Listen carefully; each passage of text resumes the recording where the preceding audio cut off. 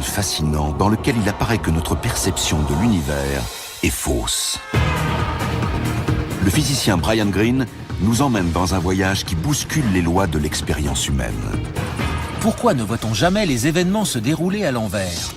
Selon les lois de la physique, c'est pourtant tout à fait possible. Cet autre monde transparaît quand on explore les phénomènes les plus extrêmes du cosmos. Des trous noirs, au Big Bang ou au cœur même de la matière.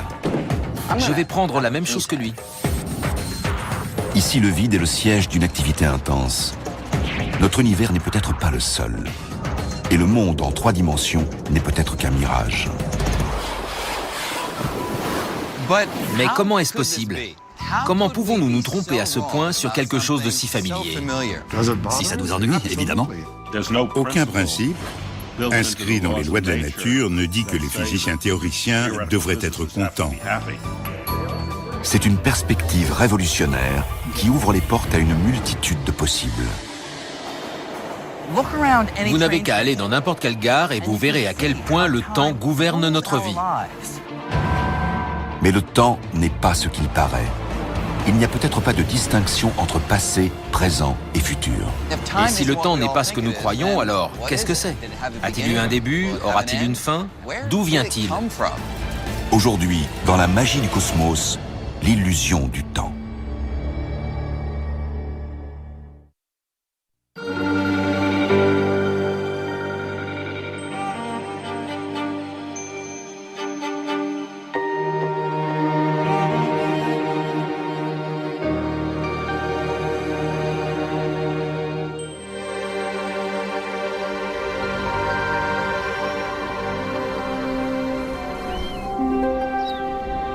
En ce temps-là, c'est la phrase magique par laquelle débutent toutes les bonnes histoires. Mais quelle est l'histoire du temps? On dit souvent « le temps file »,« le temps c'est de l'argent »,« on perd son temps »,« on tue le temps »,« on essaie de gagner du temps ». Mais que savons-nous vraiment au sujet du temps? Tout comme ce fleuve, le temps semble perpétuellement s'écouler d'un moment à l'autre. Et le flux du temps semble toujours aller dans la même direction, vers le futur. Mais ce n'est peut-être pas vrai. Les découvertes du siècle dernier ont montré que la plupart de nos idées sur le temps ne sont sans doute rien de plus qu'une illusion. Contrairement à notre ressenti quotidien, le temps ne s'écoule peut-être pas du tout. Notre passé n'a peut-être pas disparu et notre futur existe peut-être déjà. Il s'avère que le temps lui-même peut accélérer ou ralentir et que des événements qui nous semblent voués à se produire toujours dans le même sens peuvent aussi se dérouler à l'envers. Mais comment est-ce possible? Comment pouvons-nous nous tromper autant sur quelque chose de si familier? Et si le temps n'est pas ce que nous croyons, alors qu'est-ce que c'est? A-t-il eu un début? Aura-t-il une fin? D'où vient-il? On aimerait cerner le temps comme un objet, mais c'est absolument impossible. Parce qu'il est momentané et que toutes ces définitions nous ramènent à la notion de temps elle-même. Le temps, c'est cette chose qu'on connaît tous intimement, jusqu'à ce qu'on nous demande d'en parler. Qu'est-ce que le temps? C'est vraiment la question banco de la physique. Pour moi, il n'y a aucun aspect du temps que nous comprenions véritablement.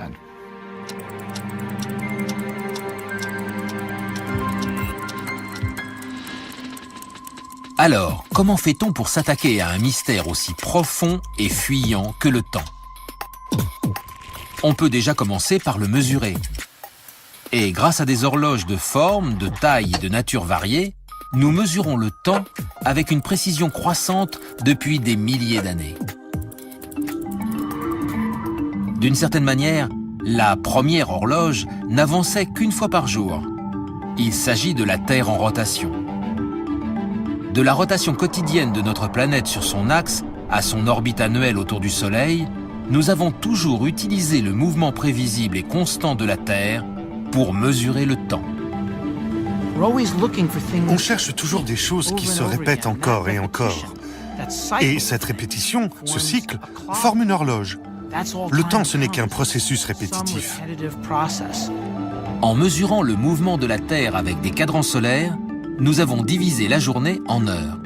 La Terre effectue une rotation en une journée et nous cochons les jours en observant le lever et le coucher du soleil. Avec le balancement d'un pendule, nous avons divisé les heures en minutes et en secondes. Et avec la vibration d'un cristal de quartz, nous avons amélioré la précision au millième de seconde près. Mais c'est à l'Institut national des normes et de la technologie dans le Colorado qu'il faut aller pour connaître l'heure exacte. Voici l'heure officielle des États-Unis. Il n'y a pas plus précis. Ici, on mesure le temps avec une précision stupéfiante grâce à l'un des plus petits objets de l'univers, un atome d'un métal rare appelé le césium. Les atomes ont une fréquence naturelle. Or, tout ce qui vibre et qui vous fournit un mouvement répétitif peut servir d'horloge. La fréquence d'oscillation de l'atome de césium est la garante officielle du temps dans le monde. Lorsqu'il est bombardé d'énergie, l'atome de césium vibre ou oscille en émettant plus de 9 milliards d'impulsions de lumière par seconde. On compte les oscillations de l'atome de césium. L'atome de césium oscille 9 192 631 770 fois par seconde. Et donc, à chaque fois qu'on atteint ce chiffre, une seconde s'est écoulée. On compte une seconde après une seconde après une seconde. C'est stupéfiant. Ma montre gagne ou perd une seconde environ tous les 2 mois. Ces horloges-là gagnent ou perdent une seconde tous les 100 millions d'années. Ce genre d'histoire, le fait de prendre une mesure du temps et de la remplacer par quelque chose qu'on considère comme plus précis, ça illustre le processus de réforme constante de la physique depuis des siècles. Mais malgré l'incroyable précision de nos horloges, le temps reste un mystère. Car si elles peuvent nous donner l'heure, les horloges sont incapables de nous dire ce qu'est le temps lui-même. Qu'est-ce que nous mesurons exactement ?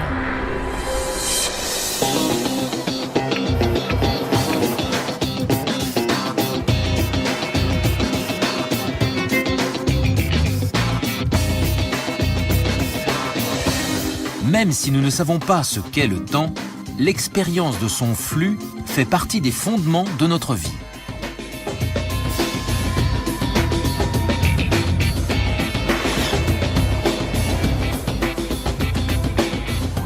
On est toujours en train de penser au temps. On se souvient du passé, on fait des projets pour l'avenir. Toute notre vie se déroule au rythme de ce tic-tac, tic-tac.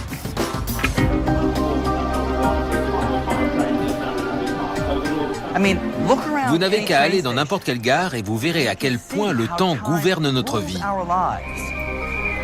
Ce qu'on sait peut-être moins, c'est que le développement du chemin de fer a joué un rôle clé dans une découverte particulièrement étonnante à propos du temps.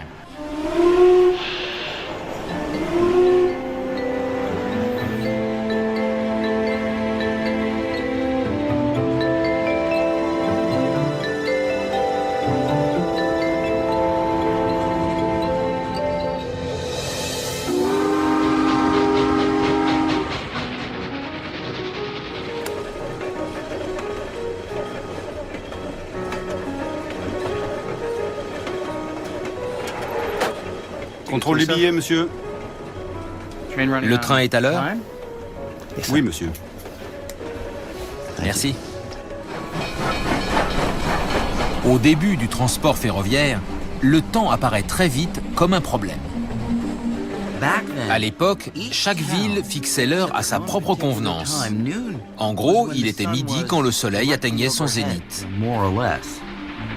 Quant à l'heure qu'il était ailleurs, ça n'avait aucune espèce d'importance.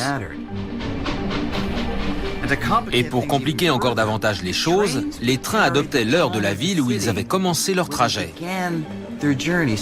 Donc, si j'étais allé de Paris à Genève, je serais resté à l'heure de Paris tout le long du voyage, puisque c'était la ville de départ. Mais si j'étais allé dans l'autre direction, de Genève à Paris, je serais resté à l'heure de Genève. Petit à petit, il y a eu de plus en plus de lignes de chemin de fer et de plus en plus d'heures différentes. Tout ça est devenu d'une complexité cauchemardesque. La nécessité de coordonner les horloges sur de longues distances s'est vite imposée. Surtout lorsque les villes étaient reliées par une voie unique.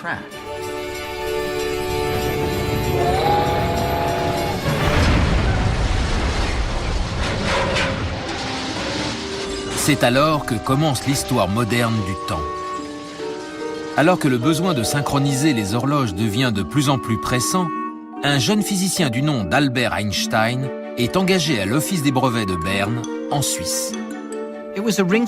Il avait accès à toutes les grandes inventions de l'époque.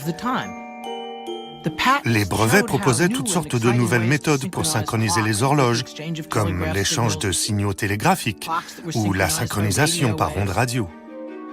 Et donc la synchronisation du temps, ce qu'était le temps et comment on pouvait le mesurer, tout ça a tout de suite passionné Einstein. Einstein va bientôt ébranler le monde avec une théorie radicale sur la nature du temps. Et ses inventions pour mesurer le temps lui offrent une source d'inspiration inattendue. Einstein découvre que ses propositions pour synchroniser les horloges constituent bien plus que de simples inventions créatives. En fait, il s'aperçoit qu'elles révèlent une faille profonde dans notre compréhension du temps lui-même.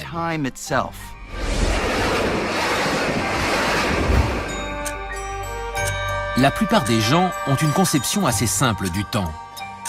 Il s'écoule à la même vitesse pour tout le monde, partout.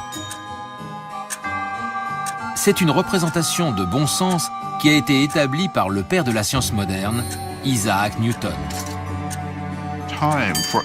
Pour Isaac Newton, le temps est une propriété immuable de l'univers. Il change toujours au même rythme. Le temps suit son cours et on ne peut rien y changer.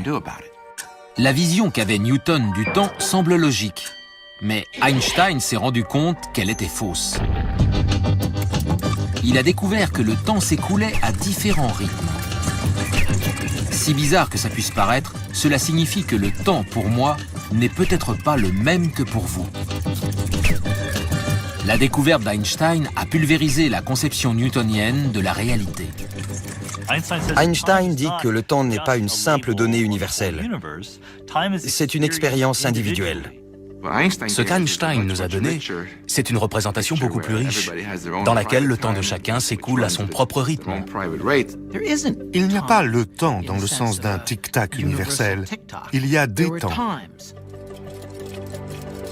Einstein en est arrivé à cette conclusion stupéfiante en mettant en évidence une connexion cachée entre l'espace et le temps.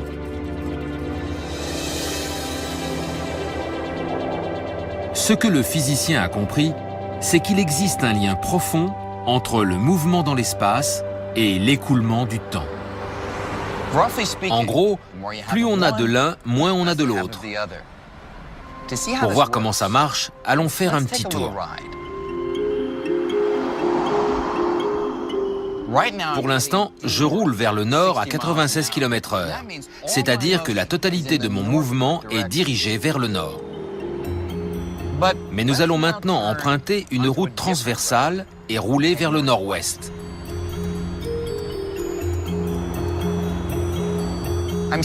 Je vais toujours à 96 km/h, mais je ne progresse pas aussi rapidement vers le nord qu'il y a une minute. C'est parce qu'une partie de mon mouvement vers le nord a été déviée ou partagée avec mon mouvement vers l'ouest. Einstein s'aperçoit que le temps et l'espace sont reliés plus ou moins de la même façon que le nord et l'ouest.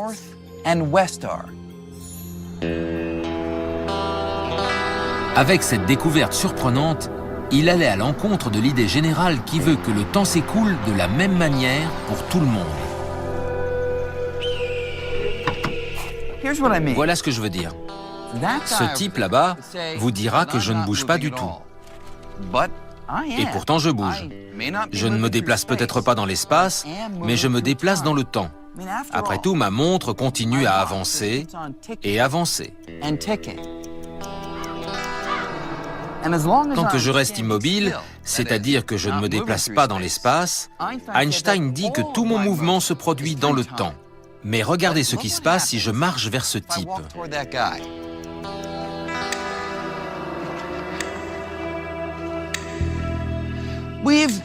Nous avons exagéré la chose, mais parce que je suis désormais en mouvement, il aura l'impression que le tic-tac de ma montre est plus lent. C'est parce que, de son point de vue, une partie de mon précédent déplacement à travers le temps est déviée dans mon déplacement à travers l'espace. Et il ne s'agit pas seulement de ma montre. Si nous exagérons encore plus l'effet, il percevra tous mes mouvements, ma voix et tout ce qui me concerne au ralenti. Maintenant que j'ai cessé de bouger, le rythme de nos deux montres est à nouveau synchronisé. C'était ça, la découverte majeure d'Einstein. Le mouvement dans l'espace affecte l'écoulement du temps.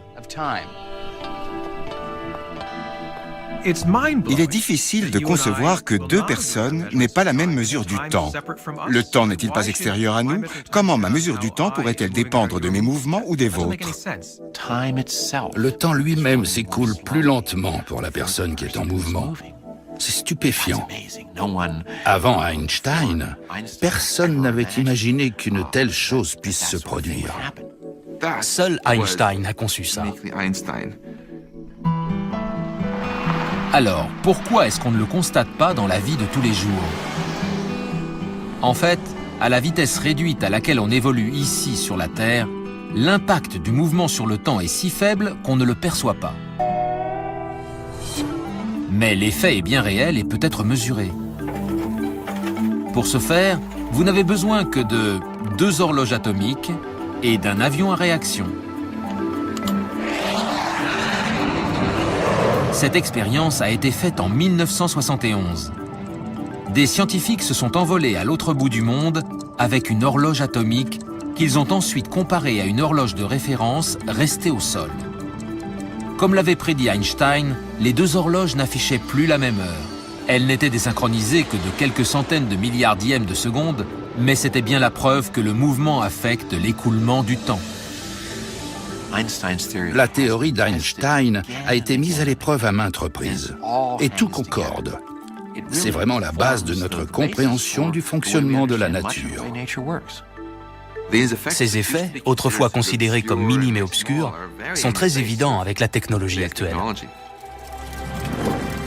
Avec la découverte de ce lien inattendu, Einstein a pris conscience que l'espace et le temps ne pouvaient plus être considérés comme 2 choses distinctes. En réalité, ils se fondent ensemble pour former ce qu'on appelle aujourd'hui l'espace-temps.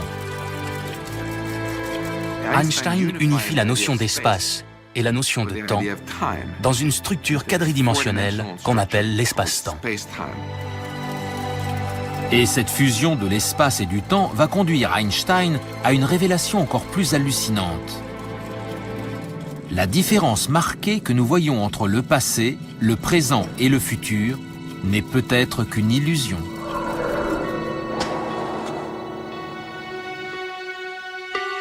Dans la vie de tous les jours, nous percevons le temps comme un flux continu. Mais on peut aussi se le représenter comme une succession d'instantanés ou de moments. Tout ce qui se produit doit alors être considéré comme le déploiement d'un moment, puis d'un autre, puis d'un autre.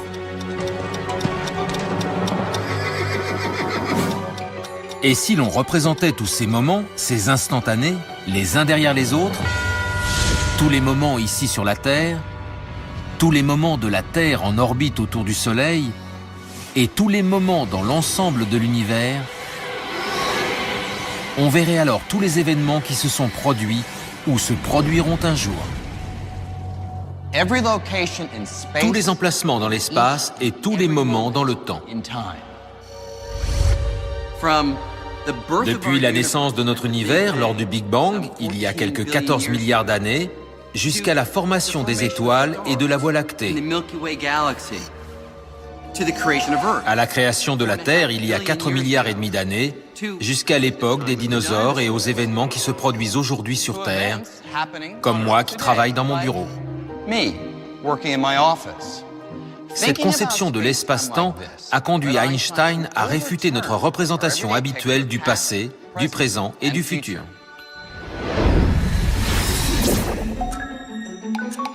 Pour mieux comprendre cette idée, il faut penser au concept apparemment simple de « maintenant ». Une liste de choses dont j'estime qu'elles sont en train de se produire maintenant pourrait comprendre l'horloge de mon bureau qui indique midi, mon chat qui vient de sauter du rebord de la fenêtre, des choses qui se produisent loin d'ici comme un pigeon en train de prendre son envol à Venise, une météorite heurtant à l'instant la Lune et l'explosion d'une étoile aux confins de l'univers. Ces événements et tout ce qui, selon moi, est en train de se produire au même moment dans le temps, mais à différents emplacements de notre univers, forment ma perception intuitive de maintenant. On peut les représenter alignés sur une même tranche d'espace-temps. Appelons ça une tranche de maintenant. Le bon sens voudrait que vous, moi et tous les autres, nous tombions d'accord sur ce qui se passe ou ce qui existe maintenant, moment après moment après moment. C'est-à-dire que nous serions tous d'accord sur ce que contient une tranche donnée de maintenant. Mais Einstein a montré qu'étrangement, quand on prend en compte le mouvement, cette représentation logique du temps vole en éclats. Pour mieux comprendre, imaginez l'espace-temps comme une miche de pain. Einstein a réalisé que tout comme il y a différentes façons de découper une miche de pain en plusieurs tranches, il y a différentes façons de découper l'espace-temps en plusieurs tranches de maintenant. C'est-à-dire que comme le mouvement affecte l'écoulement du temps, quelqu'un qui bouge n'aura pas la même conception de ce qui est en train de se passer maintenant et découpera donc la miche différemment. Ces tranches de maintenant n'auront pas le même angle de coupe. La personne qui bouge déviera le couteau. Elle l'orientera selon un angle différent. Ces tranches de temps ne seront pas parallèles aux miennes. Pour vous faire une idée des conséquences bizarres de ce phénomène, imaginez un extraterrestre, ici, dans une galaxie à 10 milliards d'années-lumière de la Terre, et tout là-bas sur la Terre, le type de la station-service. S'ils sont tous les deux stationnaires, qu'ils ne bougent pas l'un par rapport à l'autre, leurs horloges tournent au même rythme et ils partagent les mêmes tranches de maintenant, découpées perpendiculairement à la miche. Mais regardez ce qui se passe si l'extraterrestre monte sur son vélo et s'éloigne de la Terre. Puisque le mouvement ralentit l'écoulement du temps, leurs horloges ne tournent plus au même rythme. Et si leurs horloges ne sont plus en phase, leurs tranches de maintenant ne le sont plus non plus. Les tranches de l'extraterrestre ne sont plus découpées de la même manière, elles sont désormais tournées vers le passé. Comme l'extraterrestre pédale sans se presser, ces tranches ne dévient que de quelques degrés vers le passé. Mais à une telle distance, cet angle minuscule produit une différence gigantesque dans le temps. Si bien que la tranche de maintenant de l'extraterrestre, ce qu'il pense être en train de se produire en cet instant sur la Terre, exclut désormais notre ami de la station-service, et même 40 ans plus tôt, l'époque où il était bébé. Étonnamment, la tranche de maintenant de l'extraterrestre s'est étalée sur 200 ans d'histoire terrestre et contient désormais des événements qui font à nos yeux partie d'un lointain passé, comme Beethoven terminant la 5e symphonie. Même à une vitesse relativement lente, on peut avoir des désaccords considérables sur la notion de maintenant, ce qui se passe en même temps, si l'on est assez distant dans l'espace. Et comme si ça ne suffisait pas, la direction dans laquelle vous vous déplacez a aussi son importance. Regardez ce qui se produit lorsque l'extraterrestre fait demi-tour et pédale vers la Terre. La nouvelle tranche de maintenant de l'extraterrestre dévie vers le futur. Elle englobe donc des événements qui ne se produiront sur la Terre que d'ici 200 ans. Par exemple, la téléportation de l'arrière-arrière-petite-fille de notre ami de Paris à New York. Quand on sait que votre maintenant peut être ce que je considère comme le passé ou encore ce que je considère comme le futur et que votre maintenant est aussi valable que le mien, on comprend que le passé est forcément réel et le futur aussi. Il pourrait être votre maintenant, ce qui implique que le passé, le présent et le futur sont tous aussi réels. Ils existent tous. Si vous croyez les lois de la physique, le futur et le passé sont tout aussi réels que le moment présent. Le passé n'a pas disparu et le futur n'est pas non existant. Le passé, le présent et le futur existent tous exactement de la même manière. Tout comme on envisage l'ensemble de l'espace comme existant quelque part, on doit envisager que l'ensemble du temps existe quelque part aussi. Tout ce qui est déjà arrivé ou qui arrivera un jour. Tout existe. Depuis le moment où Léonard de Vinci a mis la touche finale à sa Joconde, jusqu'à la signature de la Déclaration d'indépendance américaine, votre premier jour d'école, et des événements qui, de notre point de vue, n'ont pas encore eu lieu, comme le premier homme sur Mars. Avec cette proposition audacieuse, Einstein fait voler en éclats l'un des fondements de notre conception du temps. Pour le citer, la distinction entre le passé, le présent et le futur n'est qu'une illusion quoique persistante.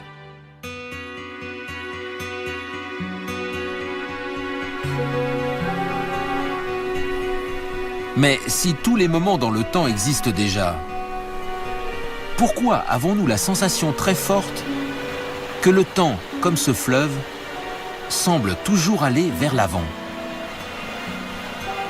Eh bien, peut-être qu'on s'est trompé et que le temps ne s'écoule pas. Peut-être que le fleuve du temps est en fait un fleuve gelé, dans lequel tous les moments sont figés à jamais. L'exemple le plus frappant de la façon dont fonctionne le monde est lié à cet écoulement du temps.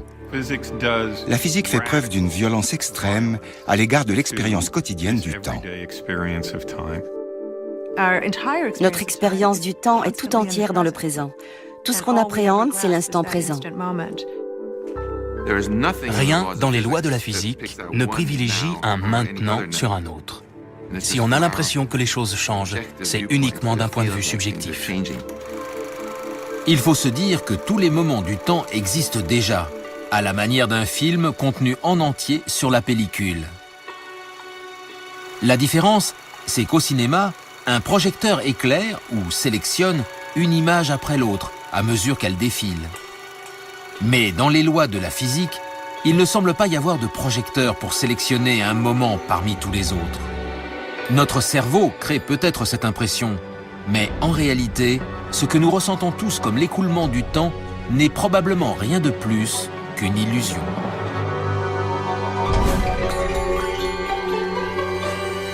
Si le temps ne s'écoule pas plus que ce fleuve gelé et qu'il est contenu tout entier quelque part, est-il possible de voyager dans le futur ou dans le passé ?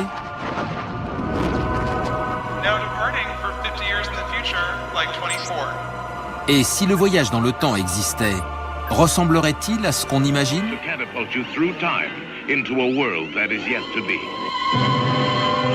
The time travelers. Suppose something goes wrong with the time machine again. Roll the switch, Jet. Can we go anywhere we want at any time? We're going to attempt time travel. Personne, à part à Hollywood, n'a encore réussi à fabriquer une machine temporelle. Et pourtant, il est peut-être possible de voyager dans le temps.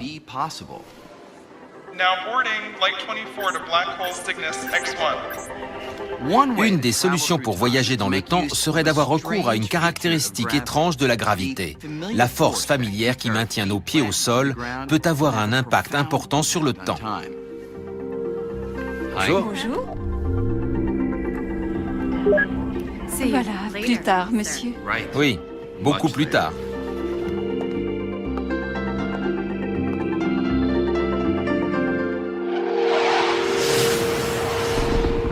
Comment la gravité peut-elle intervenir dans la fabrication d'une machine à voyager dans le temps? La théorie d'Einstein montre que la gravité, comme le mouvement, modifie le temps. C'est comme si la gravité parvenait à retenir le temps et à ralentir son passage.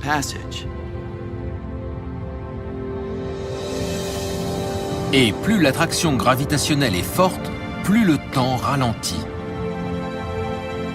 Son effet ici sur la Terre est trop faible pour être perçu. Mais il n'en est pas moins réel. Dans un gratte-ciel, comparé aux habitants du dernier étage, ceux du rez-de-chaussée ont l'impression que le temps s'écoule un peu plus lentement, parce que la gravité est légèrement plus forte à proximité du sol. Mais si on pouvait voyager jusqu'à un trou noir, l'effet de la gravité sur le temps serait énorme.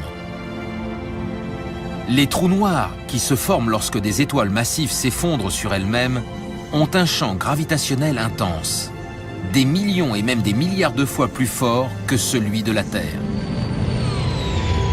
Et si quelqu'un vous regardait voyager près d'un trou noir, il verrait le temps se ralentir pour vous de façon spectaculaire.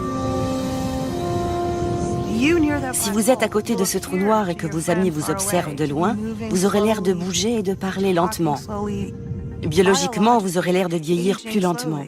Les années qui s'écouleront pour eux seront pour vous des minutes. Si bien que selon la taille du trou noir et la distance à laquelle je suis, si je passe 1 heure ou 2 en orbite, quelques 50 ans se seront écoulés entre-temps sur Terre. J'aurais voyagé dans le futur de la Terre. Bonjour, monsieur. Bonjour. Ça fait un sacré bout de temps. Le voyage dans le temps vous va bien. Merci, c'est un peu ma fontaine de jouvence. Donc, à mon retour, je me retrouverai dans le futur. Tout le monde aura vieilli de 50 ans, mais moi, je n'aurai que quelques heures de plus.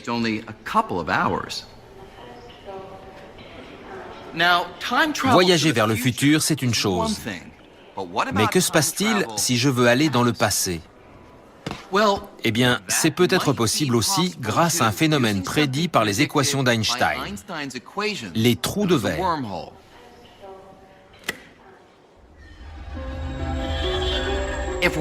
Si les trous de verre existent, ce sont en quelque sorte des passerelles dans l'espace-temps, des tunnels qui relient non seulement un endroit à un autre, mais aussi un moment à un autre.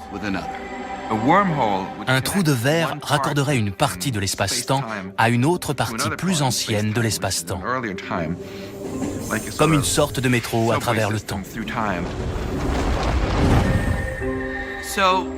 Disons que j'aimerais remonter le temps pour me rencontrer moi-même au début de cette émission. S'il y avait un trou de verre entre ici et là-bas, tout ce que j'aurais à faire, c'est d'y entrer.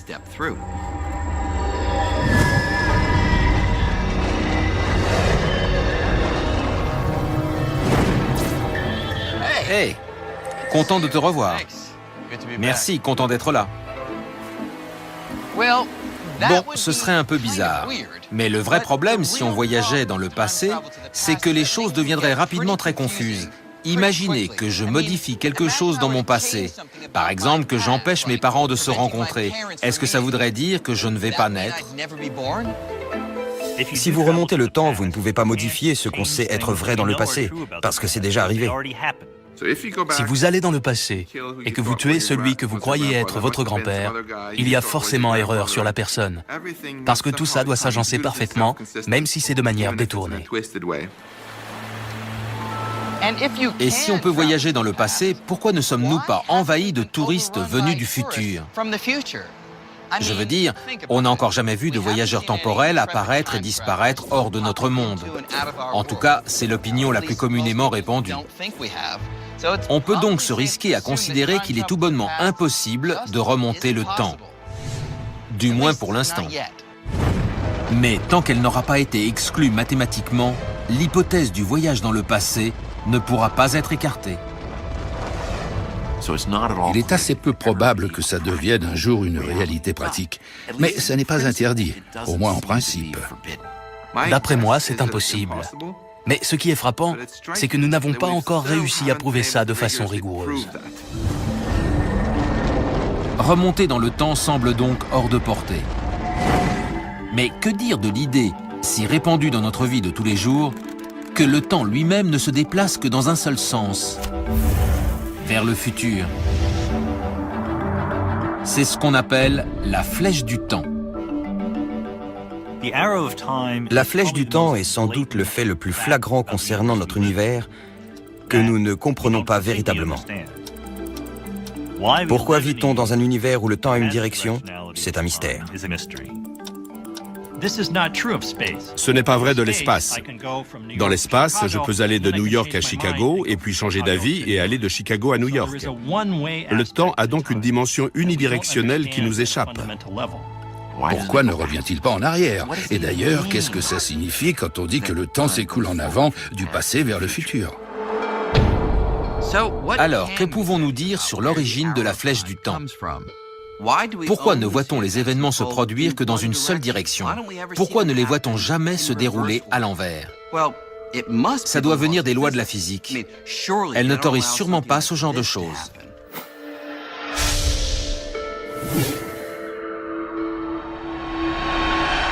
En fait, si.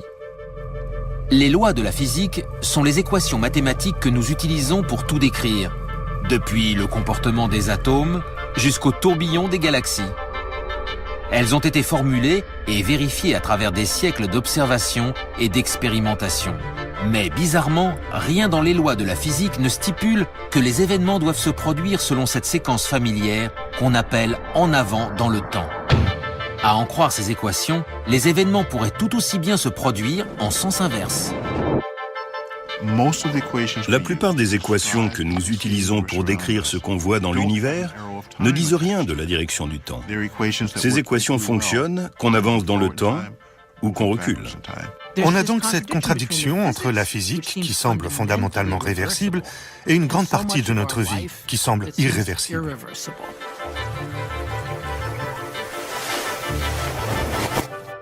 Même si ça va à l'encontre de l'expérience quotidienne, les lois de la physique affirment que les bizarreries de ce genre sont possibles. Mais comment? La réponse est moins tirée par les cheveux qu'on pourrait le croire. Voilà pourquoi. Nous savons tous ce qui se passera si je laisse tomber ce verre de vin.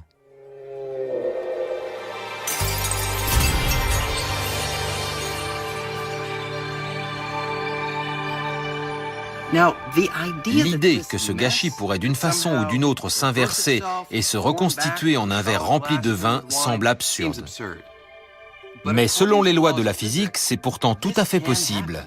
Tout ce que j'ai à faire, c'est d'inverser la vitesse de tous les constituants. Du moindre éclat de verre, de la moindre goutte de vin, des moindres molécules et atomes de liquide, de verre, de table et d'air. Juste inverser la vitesse de chacun d'entre eux. Et voilà.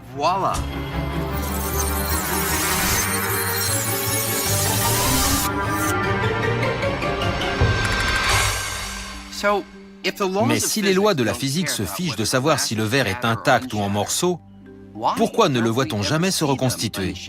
Comment peut-on appliquer les lois de la physique à notre expérience quotidienne? Il nous manque forcément quelque chose pour comprendre, mais quoi? Pourquoi y a-t-il la flèche du temps?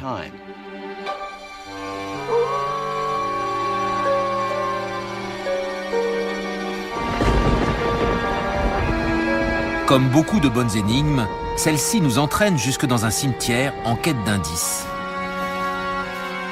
C'est à Vienne, près de la dernière demeure de Beethoven, Brahms, Schubert et Strauss, que se trouve la tombe du physicien autrichien de la fin du 19e siècle, Ludwig Boltzmann. Gravé sur sa pierre tombale, on peut voir une équation élégante. S égale K log W. C'est la formulation mathématique d'un concept fondamental appelé entropie. L'entropie est la mesure d'une chose que nous connaissons tous très bien, le désordre ou le hasard. C'est une idée importante parce qu'il y a une tendance générale dans l'univers à évoluer de l'ordre vers le désordre. Mais pour mieux comprendre cette idée, prenons mon livre avec ses 569 pages. Il est tout à fait organisé. La page 1 précède la page 2, qui précède la page 3, et ainsi de suite. Mais nous allons maintenant arracher les feuilles et laisser faire l'entropie.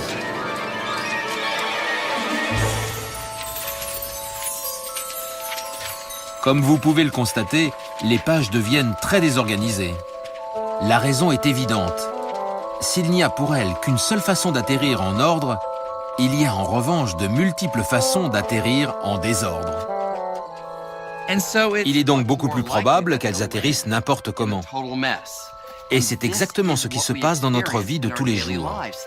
Les choses évoluent de l'ordre vers le désordre.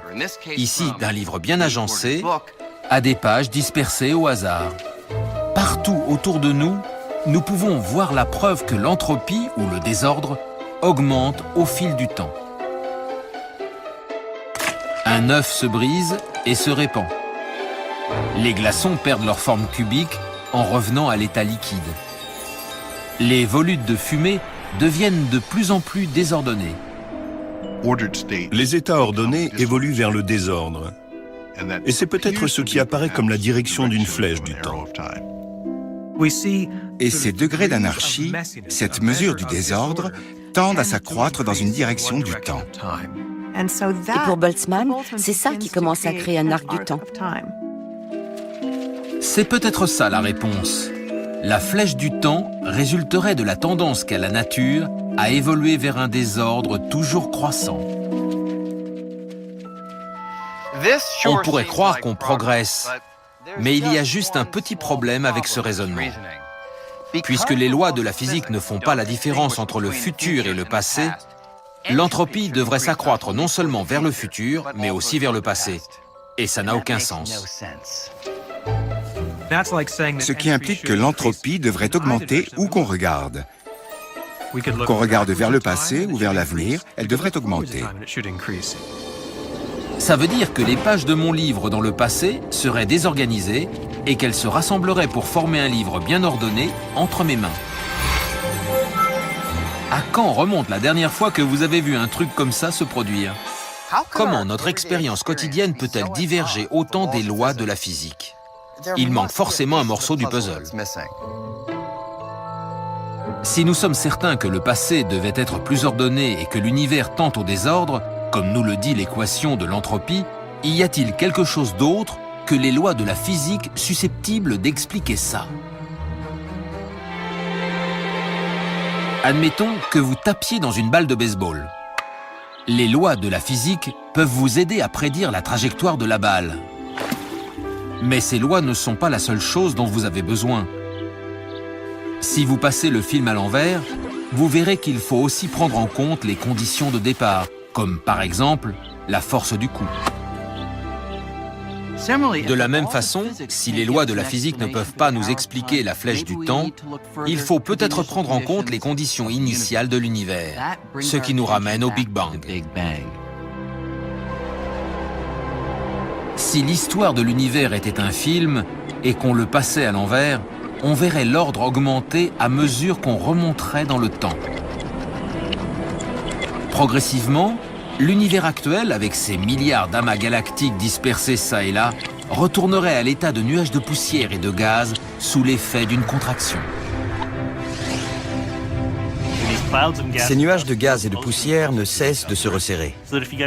Et si on remonte assez loin, ils se réduisent en un volume de plus en plus petit. Nous voici enfin arrivés à l'endroit où tout s'arrête. Si ce qu'on a là représente l'espace tout entier à chaque moment du temps, alors on peut voir qu'il n'y a tout simplement plus d'espace ni de temps avant cet unique moment. Si bien que l'ultime source d'ordre, de faible entropie, est forcément le tout début de l'univers, le Big Bang. Le Big Bang est un état très ordonné. C'est sûrement l'événement le plus ordonné de toute la physique.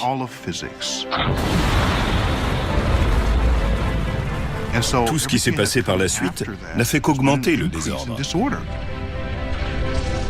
Le Big Bang explique pourquoi l'univers peut sembler différent selon qu'on regarde vers le passé ou vers le futur. Et par ailleurs, au tout début, l'univers devait être non seulement différent, mais aussi très ordonné. Pourquoi l'entropie est-elle basse? On n'en sait rien. Mais on sait au moins que l'univers a commencé à un moment où l'entropie était basse. On pourrait donc penser que le Big Bang a mis la flèche du temps en mouvement. On pourrait comparer ça à un réveil mécanique. De la même manière qu'un ressort remonté à fond libère l'énergie emmagasinée en se détendant, l'univers n'a pas cessé de se détendre depuis le Big Bang, et il est devenu de plus en plus désorganisé. Notre univers a commencé dans un état d'ordre tout à fait inhabituel. Et c'est pour ça qu'au final, le temps semble avoir une direction. Nous ne savons pas encore pourquoi notre univers a commencé dans un état très ordonné. Mais le fait qu'il en soit ainsi signifie qu'à chaque fois qu'un verre se casse, il prolonge quelque chose qui s'est mis en mouvement il y a plusieurs milliards d'années. Le verre se brise, mais ne se reconstitue pas parce qu'il suit l'élan naturel de l'ordre vers le désordre qui est apparu après le Big Bang. On évolue uniquement du passé vers le futur. Et tous les changements qu'on observe, depuis la formation des étoiles jusqu'à notre vie, ne sont que des épiphénomènes, des surfeurs glissant sur la grande vague du désordre croissant de l'univers qui définit la différence entre passé et futur. Le Big Bang a donc attaché la flèche du temps à notre univers. Et tout ce qui s'est produit depuis n'est peut-être que l'élan vers un désordre toujours plus grand qui a commencé avec cet événement il y a 13 milliards 700 millions d'années. Mais si le temps a un début et que le désordre s'accroît, faut-il en conclure que le temps aura une fin? À quoi l'univers ressemblera-t-il dans un futur très lointain? Des découvertes récentes apportent de nouveaux éléments de réponse à cette question.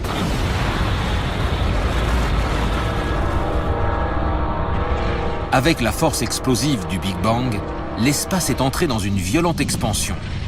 Et en conséquence, l'univers continue à s'étendre aujourd'hui. Pendant longtemps, la plupart des gens ont pensé que cette expansion devait forcément ralentir. C'est-à-dire qu'on considérait l'espace et sa multitude de galaxies comme une voiture roulant le long d'une autoroute.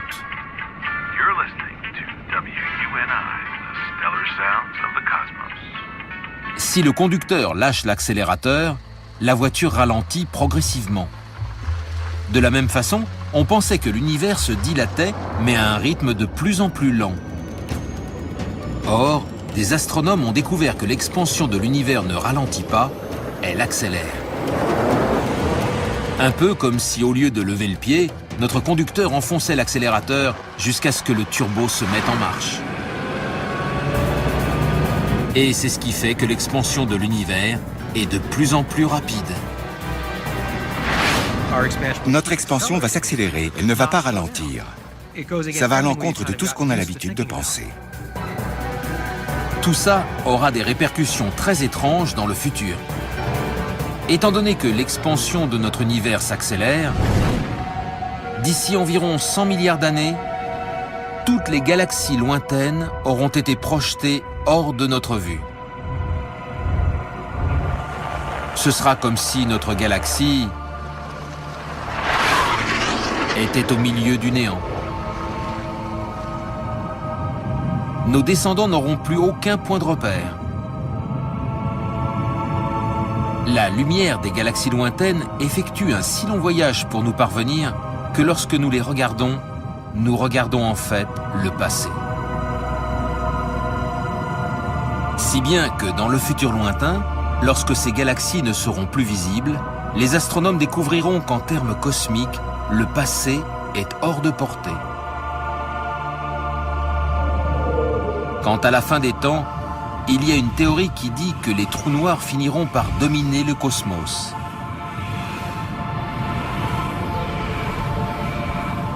Puis ils s'évaporeront à leur tour et ne laisseront rien d'autre que des particules isolées dérivant dans l'espace. Dans un très lointain futur, lorsque tout aura décliné et plus ou moins disparu, il n'y aura plus de changement. Et sans changement, on n'a pas réellement conscience du temps qui passe. S'il n'y a pas d'événements qui se produisent, il paraît difficile ne serait-ce que d'imaginer que le temps a pu exister. On ne peut même pas différencier le passé de l'avenir. De façon très concrète, le temps lui-même perdra un jour sa signification.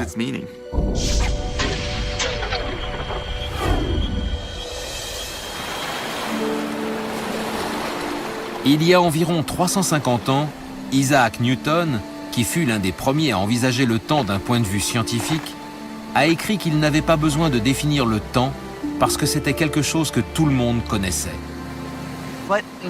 Mais pour parvenir à concilier notre expérience du temps avec la véritable nature du temps, nous avons été obligés de remettre en cause certaines de nos croyances les plus profondes. Nous savons désormais que dans chaque événement qui va de l'ordre au désordre, il y a un lien avec le Big Bang lui-même qui nous donne la flèche du temps. La notion rationnelle d'un temps unique gouvernant l'univers a cédé la place à une représentation dans laquelle le temps est différent pour chacun d'entre nous. L'écoulement du temps, qui nous semble tout aussi réel que celui d'un fleuve, n'est peut-être rien de plus qu'une illusion. Le passé, le présent et le futur existeraient tous sur un pied d'égalité. Notre expérience quotidienne du temps exercera toujours une forte influence. Nous continuerons à imaginer que le temps est universel, que le passé a disparu et que le futur doit encore se réaliser. Mais grâce à nos découvertes scientifiques, nous pouvons aussi regarder au-delà de l'expérience et admettre que nous faisons partie d'une réalité beaucoup plus riche et beaucoup plus complexe.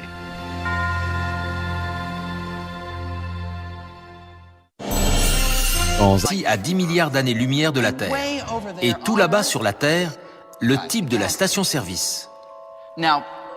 S'ils sont tous les deux stationnaires, qu'ils ne bougent pas l'un par rapport à l'autre, leurs horloges tournent au même rythme et ils partagent les mêmes tranches de maintenant, découpées perpendiculairement à la miche. Mais regardez ce qui se passe si l'extraterrestre monte sur son vélo et s'éloigne de la Terre. Puisque le mouvement ralentit l'écoulement du temps, leurs horloges ne tournent plus au même rythme. Et si leurs horloges ne sont plus en phase, leurs tranches de maintenant ne le sont plus non plus. Les tranches de l'extraterrestre ne sont plus découpées de la même manière, elles sont désormais tournées vers le passé. Comme l'extraterrestre pédale sans se presser, ces tranches ne dévient que de quelques degrés vers le passé.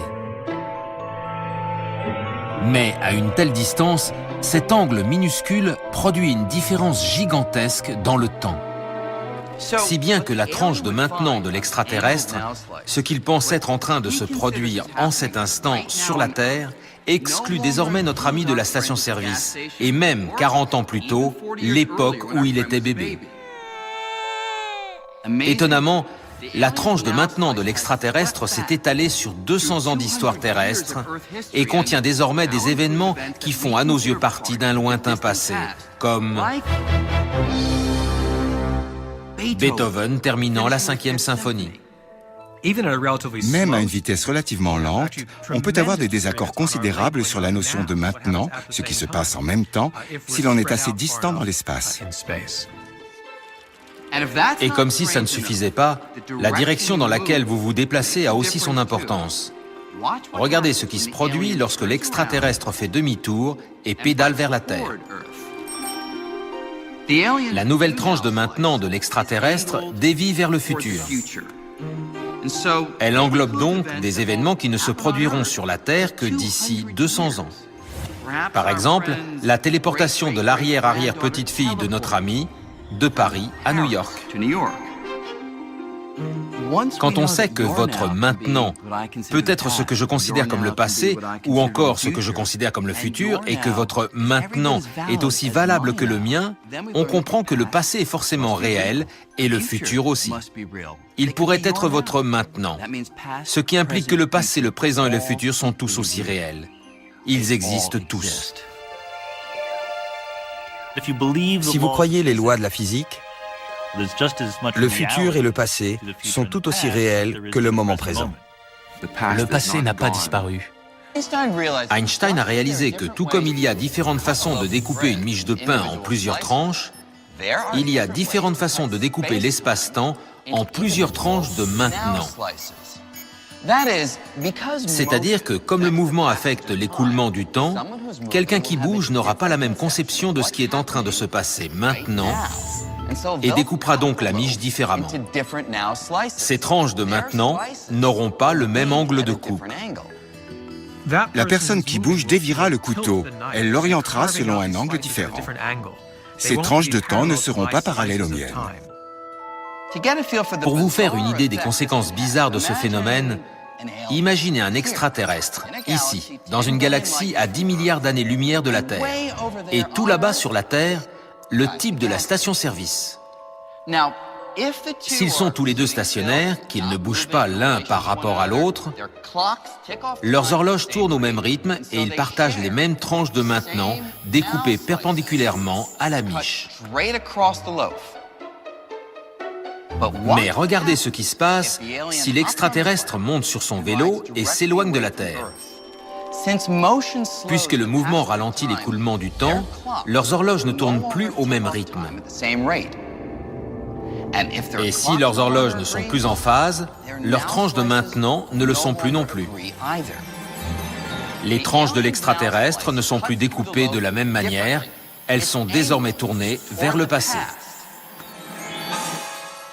Comme l'extraterrestre pédale sans se presser, ces tranches ne dévient que de quelques degrés vers le passé. Mais à une telle distance, cet angle minuscule produit une différence gigantesque dans le temps. Si bien que la tranche de maintenant de l'extraterrestre, ce qu'il pense être en train de se produire en cet instant sur la Terre, exclut désormais notre ami de la station-service, et même 40 ans plus tôt, l'époque où il était bébé. Étonnamment, la tranche de maintenant de l'extraterrestre s'est étalée sur 200 ans d'histoire terrestre et contient désormais des événements qui font à nos yeux partie d'un lointain passé, comme Beethoven terminant la 5e symphonie. Même à une vitesse relativement lente, on peut avoir des désaccords considérables sur la notion de maintenant, ce qui se passe en même temps, si l'on est assez distant dans l'espace. Et comme si ça ne suffisait pas, la direction dans laquelle vous vous déplacez a aussi son importance. Regardez ce qui se produit lorsque l'extraterrestre fait demi-tour et pédale vers la Terre. La nouvelle tranche de maintenant de l'extraterrestre dévie vers le futur. Elle englobe donc des événements qui ne se produisent. Découvertes récentes apportent de nouveaux éléments de réponse à cette question.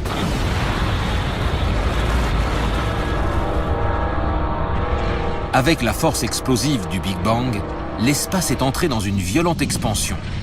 Et en conséquence, l'univers continue à s'étendre aujourd'hui. Pendant longtemps, la plupart des gens ont pensé que cette expansion devait forcément ralentir. C'est-à-dire qu'on considérait l'espace et sa multitude de galaxies comme une voiture roulant le long d'une autoroute.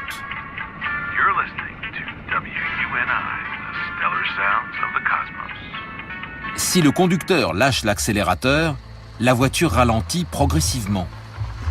De la même façon, on pensait que l'univers se dilatait, mais à un rythme de plus en plus lent.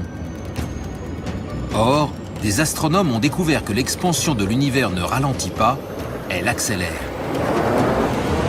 Un peu comme si, au lieu de lever le pied, notre conducteur enfonçait l'accélérateur jusqu'à ce que le turbo se mette en marche. Et c'est ce qui fait que l'expansion de l'univers est de plus en plus rapide. Notre expansion va s'accélérer, elle ne va pas ralentir. Ça va à l'encontre de tout ce qu'on a l'habitude de penser. Tout ça aura des répercussions très étranges dans le futur. Étant donné que l'expansion de notre univers s'accélère, d'ici environ 100 milliards d'années, toutes les galaxies lointaines auront été projetées hors de notre vue. Ce sera comme si notre galaxie était au milieu du néant. Nos descendants n'auront plus aucun point de repère.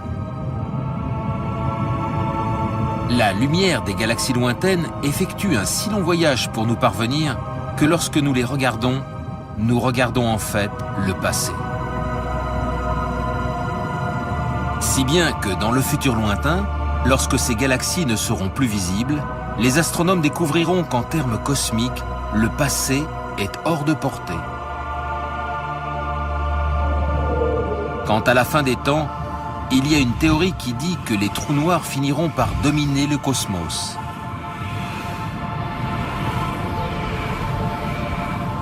Puis ils s'évaporeront à leur tour et ne laisseront rien d'autre que des particules isolées dérivant dans l'espace. Dans un très lointain futur, lorsque tout aura décliné et plus ou moins disparu, il n'y aura plus de changement. Et sans changement, on n'a pas réellement conscience du temps qui passe. S'il n'y a pas d'événements qui se produisent, il paraît difficile ne serait-ce que d'imaginer que le temps a pu exister. Mais je ne progresse pas aussi rapidement vers le nord qu'il y a une minute.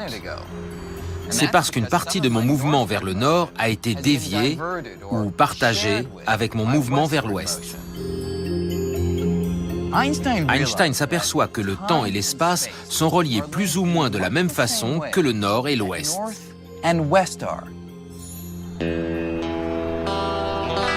Avec cette découverte surprenante, il allait à l'encontre de l'idée générale qui veut que le temps s'écoule de la même manière pour tout le monde. Voilà ce que je veux dire. Ce type là-bas vous dira que je ne bouge pas du tout. Et pourtant je bouge. Je ne me déplace peut-être pas dans l'espace, mais je me déplace dans le temps. Après tout, ma montre continue à avancer et avancer. Tant que je reste immobile, c'est-à-dire que je ne me déplace pas dans l'espace, Einstein dit que tout mon mouvement se produit dans le temps. Mais regardez ce qui se passe si je marche vers ce type.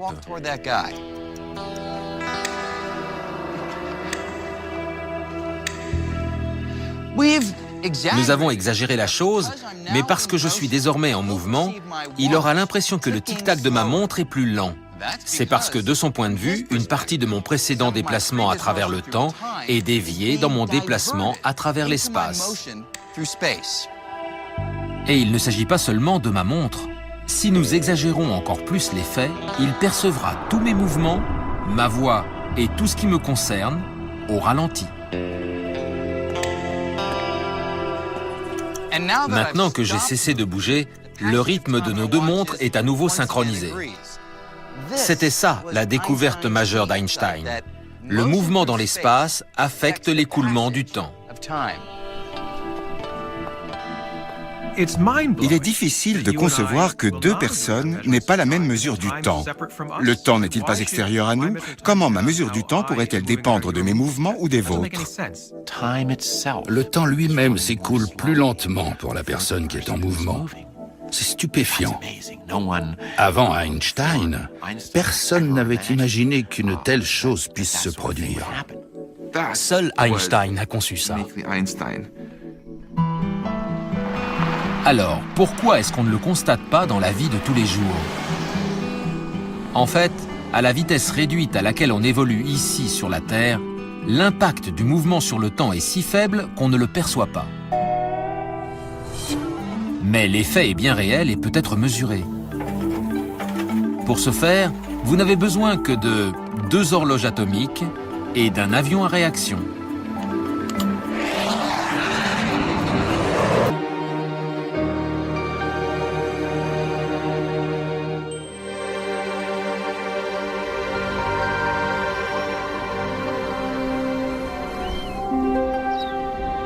En ce temps-là, c'est la phrase magique par laquelle débutent toutes les bonnes histoires. Mais quelle est l'histoire du temps? On dit souvent « le temps file, le temps c'est de l'argent, on perd son temps, on tue le temps, on essaie de gagner du temps ». Mais que savons-nous vraiment au sujet du temps? Tout comme ce fleuve, le temps semble perpétuellement s'écouler d'un moment à l'autre. Et le flux du temps semble toujours aller dans la même direction, vers le futur.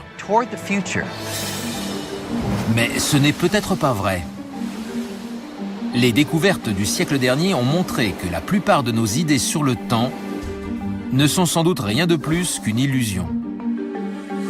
Contrairement à notre ressenti quotidien, le temps ne s'écoule peut-être pas du tout. Notre passé n'a peut-être pas disparu, et notre futur existe peut-être déjà. Il s'avère que le temps lui-même peut accélérer ou ralentir, et que des événements qui nous semblent voués à se produire toujours dans le même sens peuvent aussi se dérouler à l'envers. Mais comment est-ce possible? Comment pouvons-nous nous tromper autant sur quelque chose de si familier? Et si le temps n'est pas ce que nous croyons, alors qu'est-ce que c'est? A-t-il eu un début? Aura-t-il une fin? D'où vient-il? On aimerait cerner le temps comme un objet, mais c'est absolument impossible. Parce qu'il est momentané et que toutes ces définitions nous ramènent à la notion de temps elle-même. Le temps, c'est cette chose qu'on connaît tous intimement, jusqu'à ce qu'on nous demande d'en parler. Qu'est-ce que le temps? C'est vraiment la question banco de la physique. Pour moi, il n'y a aucun aspect du temps que nous comprenions véritablement.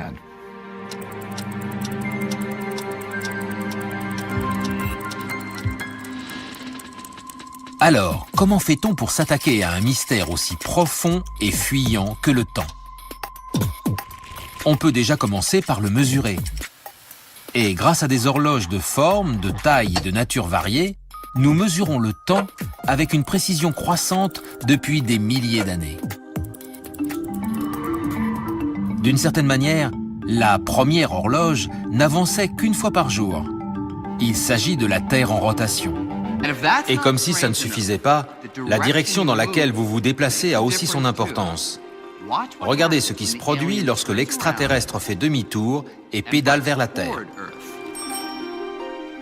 La nouvelle tranche de maintenant de l'extraterrestre dévie vers le futur. Elle englobe donc des événements qui ne se produiront sur la Terre que d'ici 200 ans.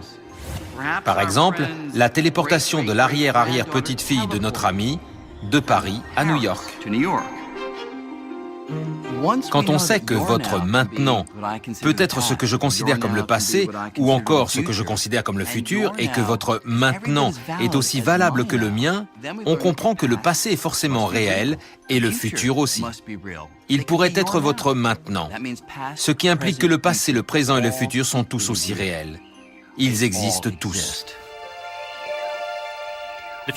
Si vous croyez les lois de la physique, le futur et le passé sont tout aussi réels que le moment présent. Le passé n'a pas disparu et le futur n'est pas non existant. Le passé, le présent et le futur existent tous exactement de la même manière. Tout comme on envisage l'ensemble de l'espace comme existant quelque part, on doit envisager que l'ensemble du temps existe quelque part aussi. Tout ce qui est déjà arrivé ou qui arrivera un jour. Tout existe. Depuis le moment où Léonard de Vinci a mis la touche finale à sa Joconde, jusqu'à la signature de la Déclaration d'indépendance américaine, votre premier jour d'école, et des événements qui, de notre point de vue, n'ont pas encore eu lieu, comme le premier homme sur Mars. Avec cette proposition audacieuse, Einstein fait voler en éclats l'un des fondements de notre conception du temps. Pour le citer, la distinction entre le passé, le présent et le futur n'est qu'une illusion quoique persistante.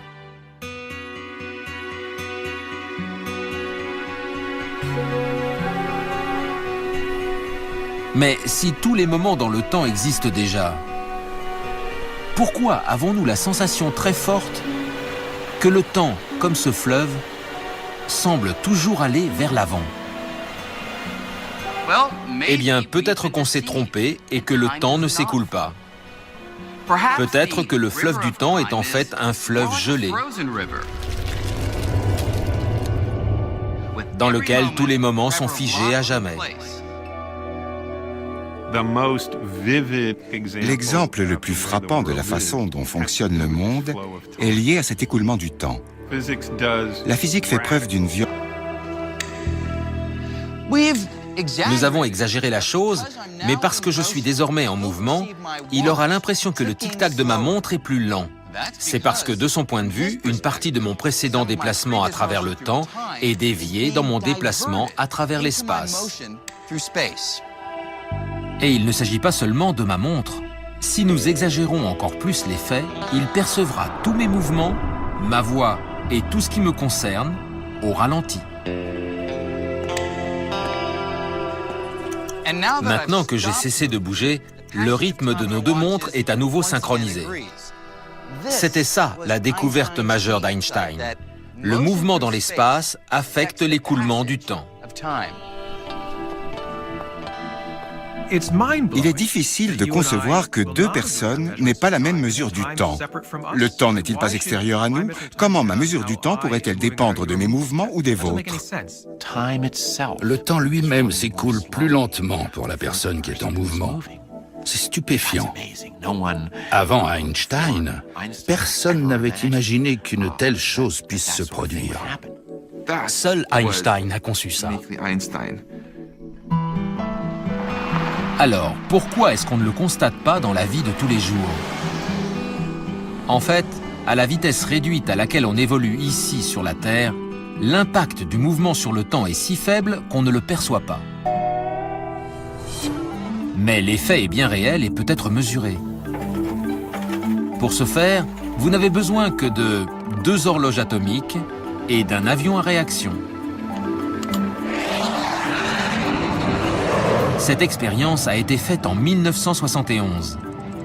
Des scientifiques se sont envolés à l'autre bout du monde avec une horloge atomique qu'ils ont ensuite comparée à une horloge de référence restée au sol. Comme l'avait prédit Einstein, les 2 horloges n'affichaient plus la même heure. Elles n'étaient désynchronisées que de quelques centaines de milliardièmes de seconde, mais c'était bien la preuve que le mouvement affecte l'écoulement du temps. La théorie d'Einstein a été mise à l'épreuve à maintes reprises.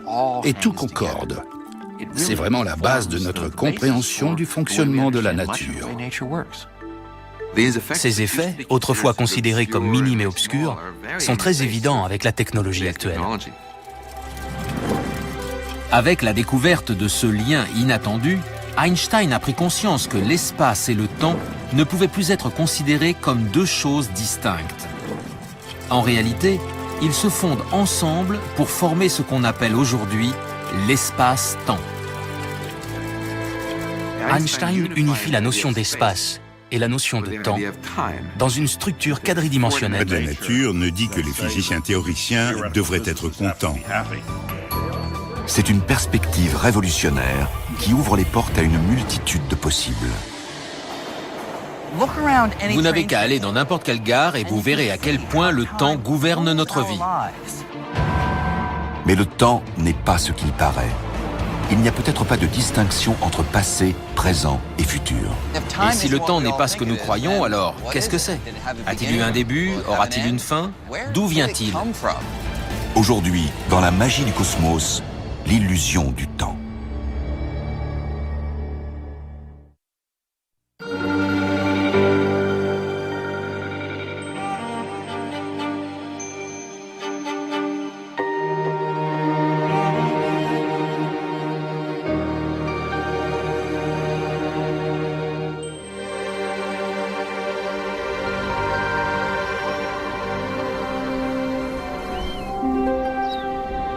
En ce temps-là, c'est la phrase magique par laquelle débutent toutes les bonnes histoires. Mais quelle est l'histoire du temps? On dit souvent « le temps file, le temps c'est de l'argent, on perd son temps, on tue le temps, on essaie de gagner du temps ». Mais que savons-nous vraiment au sujet du temps? Tout comme ce fleuve, le temps semble perpétuellement s'écouler d'un moment à l'autre. Et le flux du temps semble toujours aller dans la même direction, vers le futur. Mais ce n'est peut-être pas vrai. Les découvertes du siècle dernier ont montré que la plupart de nos idées sur le temps ne sont sans doute rien de plus qu'une illusion. Contrairement à notre ressenti quotidien, le temps ne s'écoule peut-être pas du tout. Notre passé n'a peut-être pas disparu, et notre futur existe peut-être déjà. Il s'avère que le temps lui-même peut accélérer ou ralentir, et que des événements qui nous semblent voués à se produire toujours dans le même sens peuvent aussi se dérouler à l'envers. Mais comment est-ce possible? Comment pouvons-nous nous tromper autant sur quelque chose de si familier? Et si le temps n'est pas ce que nous croyons, alors qu'est-ce que c'est? A-t-il eu un début? Aura-t-il une fin? D'où vient-il? On aimerait cerner le temps comme un objet, mais c'est absolument impossible. Parce qu'il est momentané et que toutes ces définitions nous ramènent à la notion de temps elle-même. Le temps, c'est cette chose qu'on connaît tous. Pourquoi ne revient-il pas en arrière? Et d'ailleurs, qu'est-ce que ça signifie quand on dit que le temps s'écoule en avant, du passé vers le futur? Alors, que pouvons-nous dire sur l'origine de la flèche du temps? Pourquoi ne voit-on les événements se produire que dans une seule direction? Pourquoi ne les voit-on jamais se dérouler à l'envers? Ça doit venir des lois de la physique. Elles n'autorisent sûrement pas ce genre de choses.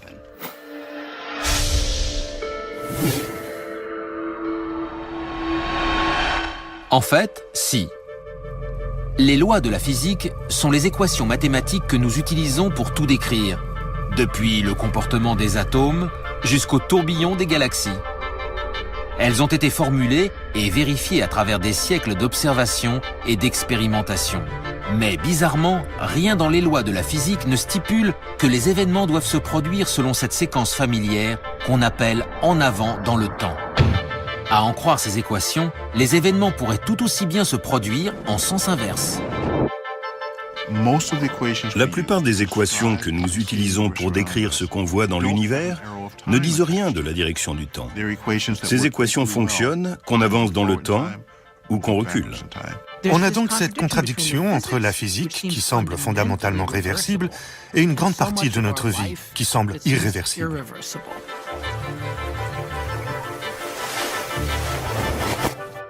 Même si ça va à l'encontre de l'expérience quotidienne, les lois de la physique affirment que les bizarreries de ce genre sont possibles. Mais comment? La réponse est moins tirée par les cheveux qu'on pourrait le croire. Voilà pourquoi. Nous savons tous ce qui se passera si je laisse tomber ce verre de vin.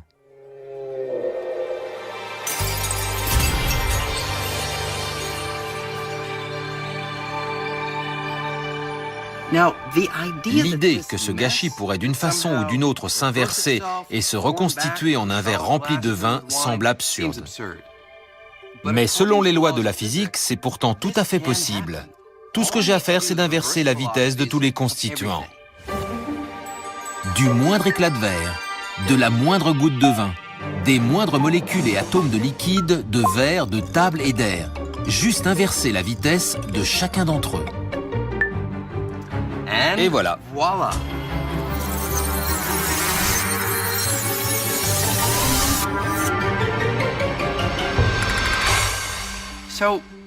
Mais si les lois de la physique se fichent de savoir si le verre est intact ou en morceaux, pourquoi ne le voit-on jamais se reconstituer? Comment peut-on appliquer les lois de la physique à notre expérience quotidienne? Il nous manque forcément quelque chose pour comprendre, mais temps. Progressivement, l'univers actuel, avec ses milliards d'amas galactiques dispersés çà et là, retournerait à l'état de nuages de poussière et de gaz sous l'effet d'une contraction. Ces nuages de gaz et de poussière ne cessent de se resserrer. Et si on remonte assez loin, ils se réduisent en un volume de plus en plus petit. Nous voici enfin arrivés à l'endroit où tout s'arrête. Si ce qu'on a là représente l'espace tout entier à chaque moment du temps, alors on peut voir qu'il n'y a tout simplement plus d'espace ni de temps avant cet unique moment. Si bien que l'ultime source d'ordre, de faible entropie, est forcément le tout début de l'univers, le Big Bang. Le Big Bang est un état très ordonné. C'est sûrement l'événement le plus ordonné de toute la physique.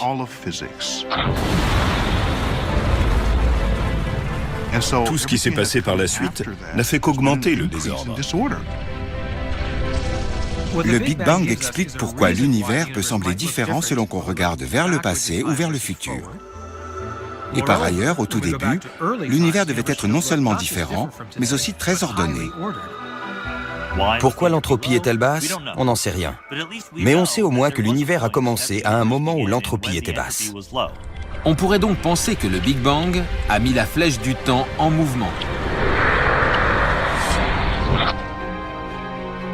On pourrait comparer ça à un réveil mécanique. De la même manière qu'un ressort remonté à fond libère l'énergie emmagasinée en se détendant, l'univers n'a pas cessé de se détendre depuis le Big Bang.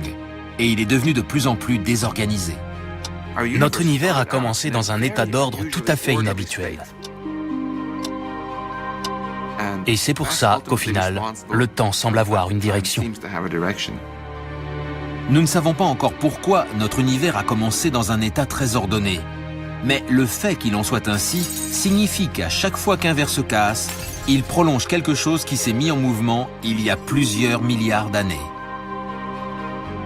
Le verre se brise, mais ne se reconstitue pas parce qu'il suit l'élan naturel de l'ordre vers le désordre, qui est apparu après le Big Bang. On évolue uniquement du passé vers le futur. Et tous les changements qu'on observe, depuis la formation des étoiles jusqu'à notre vie, ne sont que des épiphénomènes, des surfeurs glissant sur la grande vague du désordre croissant de l'univers qui définit la différence entre passé et futur. Le Big Bang a donc attaché la flèche du temps à notre univers. Et tout ce qui s'est produit depuis n'est peut-être que l'élan vers un désordre toujours plus grand qui a commencé avec cet événement. Mais c'est à l'Institut national des normes et de la technologie dans le Colorado qu'il faut aller pour connaître l'heure exacte. Voici l'heure officielle des États-Unis. Il n'y a pas plus précis. Ici, on mesure le temps avec une précision stupéfiante grâce à l'un des plus petits objets de l'univers, un atome d'un métal rare appelé le césium.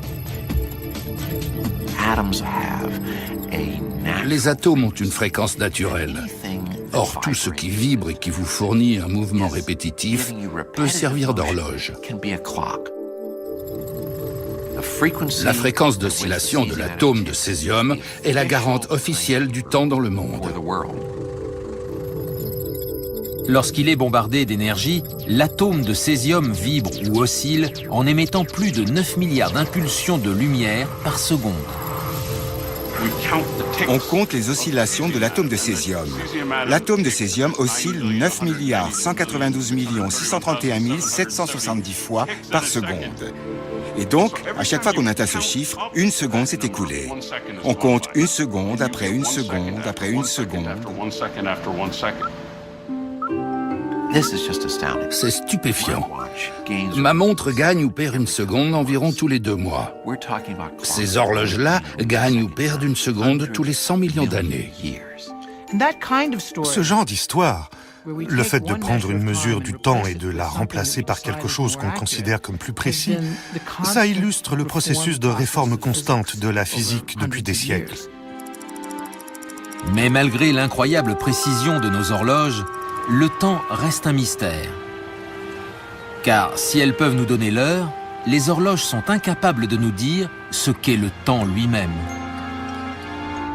Qu'est-ce que nous mesurons exactement ?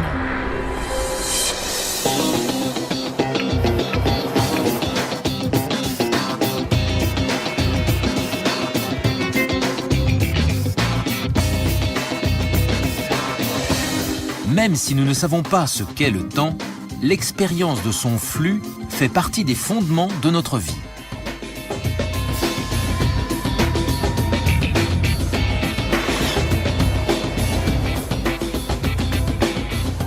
On est toujours en train de penser au temps. On se souvient du passé, on fait des projets pour l'avenir. Toute notre vie se déroule au rythme de ce tic-tac, tic-tac.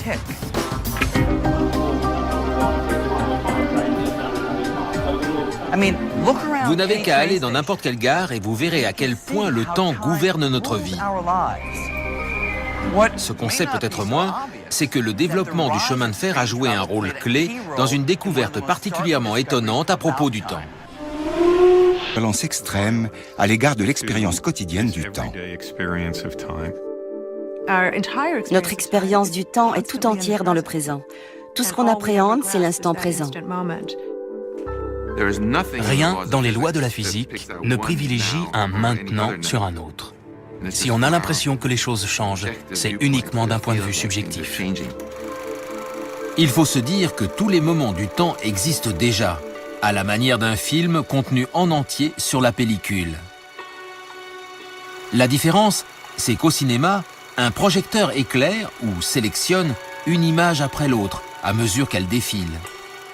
Mais dans les lois de la physique, il ne semble pas y avoir de projecteur pour sélectionner un moment parmi tous les autres.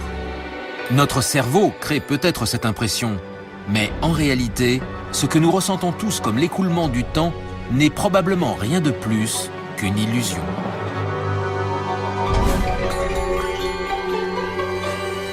Si le temps ne s'écoule pas plus que ce fleuve gelé et qu'il est contenu tout entier quelque part, est-il possible de voyager dans le futur ou dans le passé ?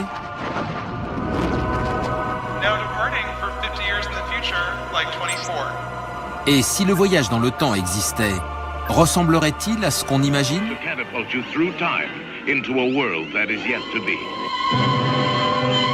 Time Travelers. Suppose something goes wrong with the time machine again. Throw a switch jet. Can we go anywhere we want at any time? We're going to attempt time travel. Personne, à part à Hollywood, n'a encore réussi à fabriquer une machine temporelle. Et pourtant, il est peut-être possible de voyager dans le temps.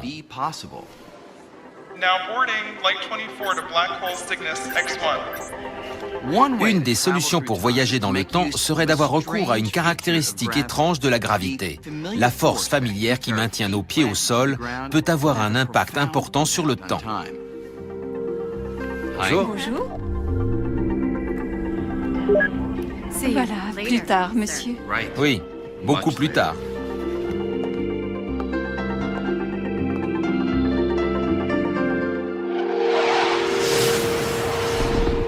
Comment la gravité peut-elle intervenir dans la fabrication d'une machine à voyager dans le temps ?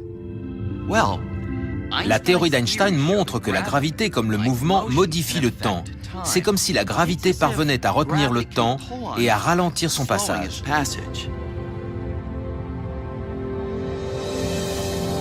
Et plus l'attraction gravitationnelle est forte, plus le temps ralentit.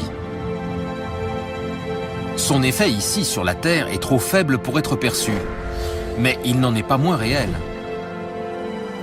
Dans un gratte-ciel, comparé